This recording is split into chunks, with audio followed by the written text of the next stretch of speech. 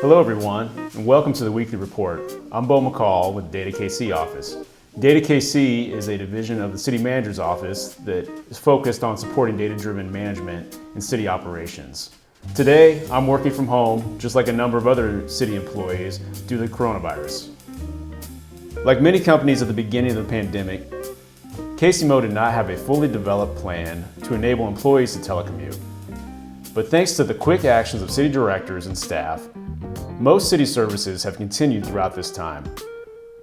Thankfully, a number of city services like permit requests were already available to the public online. So we had a jumpstart which allowed staff to figure out how other services and work could be performed online and away from City Hall.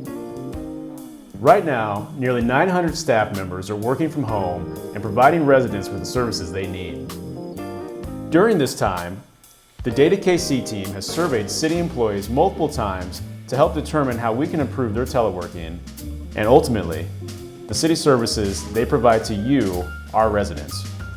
This info is being used to guide the creation of a future citywide employee teleworking policy, to provide much needed information for the city's information technology department, and to help city leaders connect with city employees and understand their workplace experiences during the crisis. Over the past few months, kcmo has also been recognized as a national leader in local government for our employee surveying efforts. We've been contacted by state governments and city governments from around the country that want to learn about and use the city's telework surveys to help develop their own surveys. Have you heard about the brand new website that City Planning recently launched? You can find it at playbook.kcmo.gov. And the whole idea behind it is to get your input, your perspective, and your hopes for the future of Kansas City. So stop by the site, take our 5 big question survey, sign up for email updates in our Get Involved section, or peruse our kcmo by the numbers section full of facts and figures about this city that we call home. Check back often as we'll be adding more opportunities for you to give us input throughout the comprehensive planning process. Remember when we could crowd into a room and tell our city council what we thought about a proposed ordinance? That's not so safe right now. Help us solve the social distancing problem by joining us online. Click over to a new platform called Lawmaker. Then give us your policy ideas for how kcmo can bounce back from the COVID-19 crisis. All the information is on our website at kcmo.gov/lawmaker or at kcmo.gov/speakeasy. Some city services still have to be done in person. For instance, the city's leaf and brush site are open now on Saturdays. They're located at 11660 North Main, 1815 North Choteau Traffic Way, and 10301 Raytown Road. Go to kcmo.gov/leaf and brush for all the drop-off requirements. Thanks for watching the Weekly Report. I'm Bo McCall. Now stay tuned for some great videos like this one about protecting the protectors.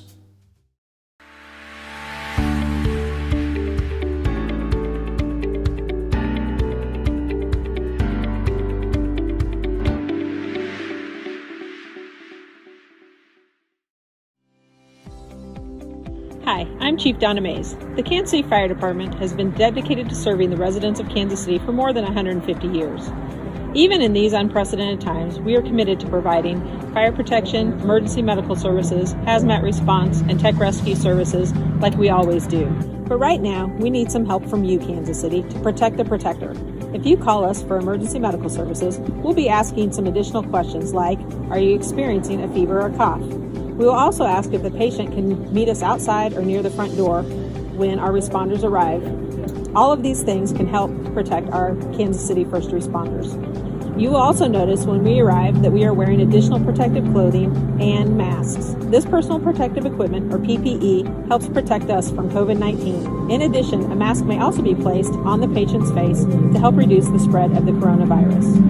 But most of all, Casey, please stay home. The best way to protect the protector is to help stop the spread of coronavirus by limiting your time in public and always abiding by social distancing of at least 6 feet. Thanks, Kansas City, for helping protect the protector. Thank you, Kansas City, for protecting the protectors. Thank you, Kansas City, for protecting the protectors. Hi everyone, I'm Chris Hernandez with City Communications. We are outside City Hall on the South Steps, a place that has always been for the people to lift up their voices and for our city officials to listen. I think not only making sure that we're all unified on local control, and that's what we got today. And I do appreciate the foundation donating money, but making sure that there's body cams. But then none of those two things can really operate unless we have a community review board, and one that actually has power and transparency. I know that the commission board is, yes, it does a good job, but it's only 5 people. Kansas City is a big and vast and diverse city. We need to have that reflect our community as well. I hear you. I hear you. So let me start off this way. First of all, let's make clear, Black Lives Matter. Say it again, Black Lives Matter. So, you know, I've been mayor for about 10 months. And you know what's happening today? I have not seen us rally together as a community like this before in all of my years. I haven't seen us try to build this level of change. But let me tell you what we're changing. Look back at that building. Right, that building's built in 1936. Who stands in front of it? Andrew Jackson. A terrible president. Terrible president. Right? Our county's named after him. You got police headquarters the same time. You got City Hall behind me the same time. The foundation of what we are built on is the problem. But what do we have to do? We need to shake up the foundation. Because I will tell you something, there's a reason that every year we learn another brother's name. Laquan, George, Philando, Rodney. And don't you all wonder why every year you say, how does this not change? I was 7 years old when Rodney King was beaten. And I remember asking my mom, I'm like, how does this happen that they get acquitted? What I didn't know the biggest surprise would be is that 28 years later, we'd be shaking our head to the same thing. The problem isn't just an officer. This isn't about one officer or 4 officers in Minneapolis. This ain't about one officer in Chicago. This ain't about one officer in Kansas City. What is it about? Is the foundation is rotten with what we're dealing with. And we need to shake it up. We need to change it. We need to fight it. We need to know that we're not going to stand for it anymore. And so let me tell you something. I know, people asking me, well, Lucas, what you doing? You can say, Lucas, what you doing? That's a good question. So yesterday, we changed policies that hadn't been changed for years. We made it so that any use of force violation needs to be reviewed by an outside agency, not a department itself. We changed it. So any, and I mean any, officer-involved shooting needs to be investigated by an outside agency, not just a department. And this is why we have to work with our prosecutor, because let me tell you something. If I walk out on the street today and I shoot you, I don't get to wait 3 weeks for an investigation. I usually don't get to go home, right? We need to make sure that not only do we have accountability, but we have speed with that accountability. So what else do we need to do? Well, when we talk about shaking up the foundation, look at these. These are some strong buildings. They are sturdy, but we need to shake them up too. We need to make sure that y'all are not just with me today, and you're not just pushing us today. You're pushing us next week, next month, next year, the year after, because we're going to make sure we make change. But let me tell you something, if Sister Barbara didn't say it, then I know all my council members could have too. The revolution, my friends, will not be televised. The revolution will not be televised. They want to put you on the news when you're protesting. They don't want to put you on the news when you're teaching a young black child. They don't want to put us on the news when we're trying to change our community. Well, you know what we're going to do? We're going to keep making the news. We're going to make it so they know that we demand accountability. And you know how we make that accountability? We all just show up. We all just come. We show up to the next police board meeting and say, we here. We show up to the next city council meeting. And what do we say? We here. We show up to the governor's office and we say what? We here. And that's how we gonna make a difference. So let me just tell you this, and I'm not talking about as a mayor right now. Honestly, I've been a black man my whole life, been a mayor for 10 months. And I will tell you this step. Whenever I see any of these stories, and it's something, I usually don't even want to talk, because that pain that so many of our black speakers have talked about is something that every black person in this audience knows. You know that when you see a brother who is kneeled on and killed based on a forgery charge, you know that when you see a brother who's stopped and trying to get his license but ends up shot and dead, you know that that could be you. You know that that could be your brother, your sister, your auntie, your uncle, your nephew, your niece, your son, and your daughter. And what we are making these changes for today, and I want y'all, and I know we've been talking about protesting, some of y'all might even have beefs with me. That's all right, because who are we fighting for right now? I'm thinking about the brother right now at 40th and Benton. I'm thinking about the brother right now at 82nd and Truce. I'm thinking of the brother right now who stays off Blue Ridge. That's who we fighting for. We fight so they can live. We fight so they can breathe. We fight so they can read. We fight so that they can bird watch. So I see all your signs. We gonna keep our movement going. Tu lucha es mi lucha. What we say with everybody is, we are gonna make sure that when we are done, these foundations have been shaken. We have changed the way it looks. Living in Kansas City doesn't mean we just go along to get along. Living in Kansas City doesn't mean we're accepting the same stuff anymore. Living in Kansas City means that we can demand justice, and living in Kansas City means that we have the power to make change. And I need all of y'all to know you got the power. Say, I got the power. Say, I got the power. Because we all do. So I need you, and I'm gonna look back at y'all. I know you ain't gonna be behind me when I walk up these steps in a few days, but I wanna feel that you're gonna be there. The next time I'm meeting with the governor, I want to be able to say, look, Governor, you may be elected from a different place in Missouri. You may think all these things. You may like Trump. I don't care, because I got my people with me. Our city leaders want you to continue engaging with us. You can do that by attending city council meetings every Wednesday and Thursday here at City Hall. You can check in with us on the website, kcmo.gov. Follow us on social media. Talk with us. We'll take action. We will listen. Well, it was really easy. I emailed the city solid waste department, and they were really accommodating. Let them know it was my son's birthday coming up and that he loves the trash truck. So asked them if I could put a sign and balloons on the trash truck so they could kind of do a special little parade, I guess, when they came to pick up our trash on Thursday. He was really excited. We obviously haven't seen people in quite a while, so he was pretty excited to be able to see his friends from the neighborhood and be able to have a little party outside.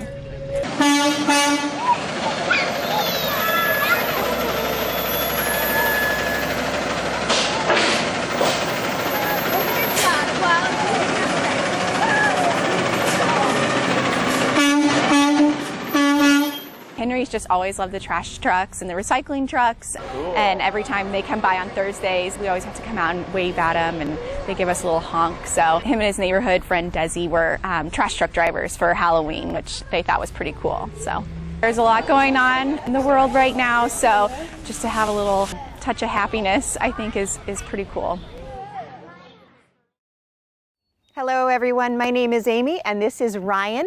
We're from the Education Department here at the Kansas City Zoo. And today we're in the Australian section visiting our dingoes, Otto and Lefty. This is a fascinating species with a very long history. They were introduced to Australia about 4,000 years ago, but evidence shows they did exist about 10,000 years ago in Asia. They have really cool adaptations. One, they don't bark, but they will howl. And they'll use that howl to ward off threats in the area and to attract their own pack.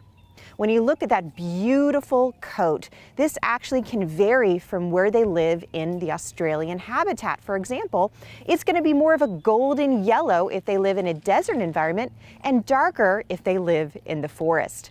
They have a very strong athletic physique, but they only usually get to be about 30, 40, maxing out about 60 pounds. When you compare a 60-pound dingo to some of our domesticated dogs, that doesn't seem very large. But this is considered to be the largest on-land carnivore in Australia. They have an incredible communication system and dynamic, and I'm going to toss that over to Ryan to tell you a little bit more about that. Yeah, so dingoes are a lot like wolves and painted dogs. Normally you can find them living in packs that are led by a mother and father dingo, and then 1 or 2 generations of their pups. And when they work together, they are one of the most successful predators in the Australian outback. A dingo alone can go after a lot of different prey items, like a lot of different small marsupials, rabbits. If they live on the coast, they might go after fish and nesting birds out there. But once you start having dingoes living in packs and getting together and working together, they can go after even bigger animals. A pack of dingoes can go after a full-grown red kangaroo. They can even go after emus, and in some cases, they can go after cattle and horses that have been introduced to Australia by people. And this is because they have a really effective hunting strategy that they share with wolves and painted dogs. The lead dingoes will find their target prey item, whether it's like an emu or kangaroo, and they'll just chase it and run it down and just try to run that chase for hours on end.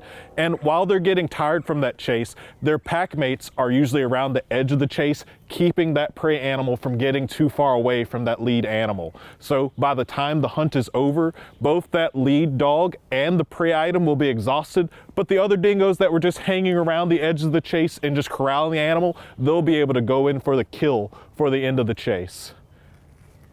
So right now, since we're in Australia, we'd like to transition to another Australian animal that we have here in the Kansas City Zoo, the emus. Maybe our dingo friends will follow us over.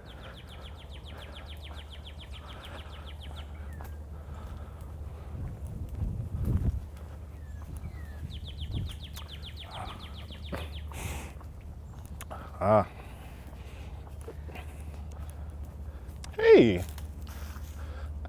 All right, so now here we're over at the emus. We have 3 emus here at the Kansas City Zoo, and like I said, they're native to Australia. It's not often that you come across a bird that can look you in the eye, but emus can get over 6 feet tall, which makes them the 2nd largest bird after ostriches in terms of height.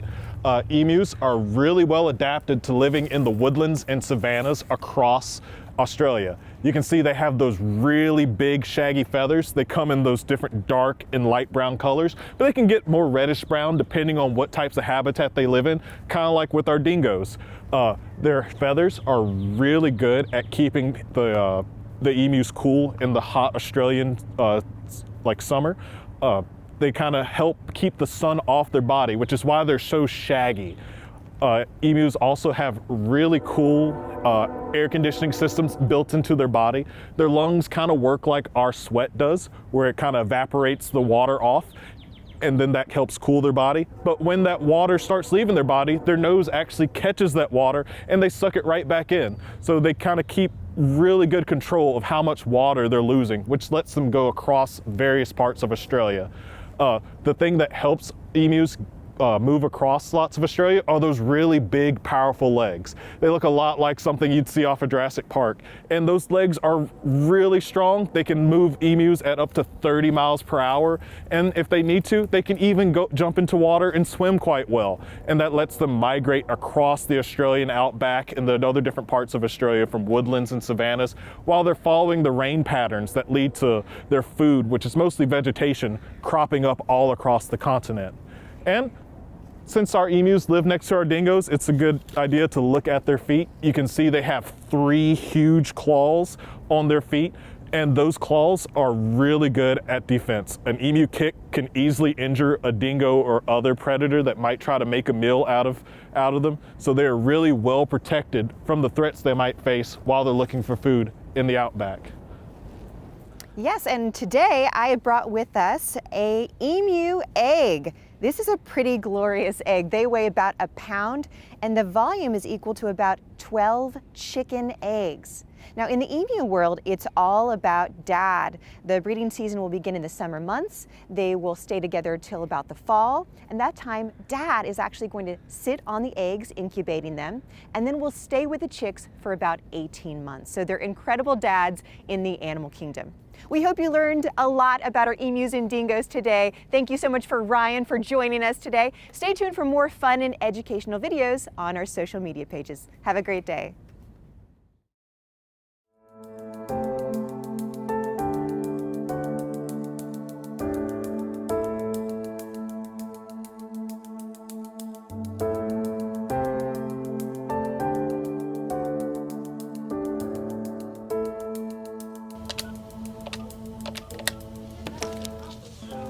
Yes, hi, may I speak with Michelle, please? Hi, Michelle, this is Cindy with the Kansas City Health Department. How are you doing today? Okay, good. So the reason for my call is regarding your visit to Truman Medical Center, where you did a COVID-19 test. Well, your test results did come back positive, and I had some questions for you if that's okay. All right, and we're first going to just start with the symptoms that you experienced. And I'm going to read off a list of the symptoms, and you can just say yes or no to whatever applies, okay? Did you have a fever that was over 100.4? What about any muscle aches? And what about any loss of taste or smell? And what about coughing? Did you have any chest pain, any nausea or vomiting? And when did your symptoms begin for you? So Wednesday of last week. And are you still experiencing any of those symptoms today? Okay, so occasional cough. Did you by any chance have any treatment that you were taking for those symptoms? Are you a current or former smoker? And did you have any travel prior to your symptoms beginning? Do you have any pre-existing medical conditions that you know of? Pre-existing medical conditions like asthma, hypertension, anything like that? Okay, so for the graduation party, you had your parents, both mom and dad, that you came in within 6 feet. I will need to get their names, all of them. You will have 10 days that you will be in isolation. I'm going to contact the ones that you have mentioned that were in close contact, that they also will need to be quarantined because of a close contact of someone who was confirmed positive for COVID. We will explain to them all the precautions that they will need to take, just the same as we did with you in this call. And let me give you my phone number. Again, you will have a 10-day isolation. You will not be able to go out. You'll stay home. You will also, if you can, try to isolate yourselves from any household family members. And if you have a mask, you can wear that if you are unable to isolate completely. If anything does get any worse for you for symptoms, just make sure that you're contacting your primary care physicians. Thank you. Bye-bye.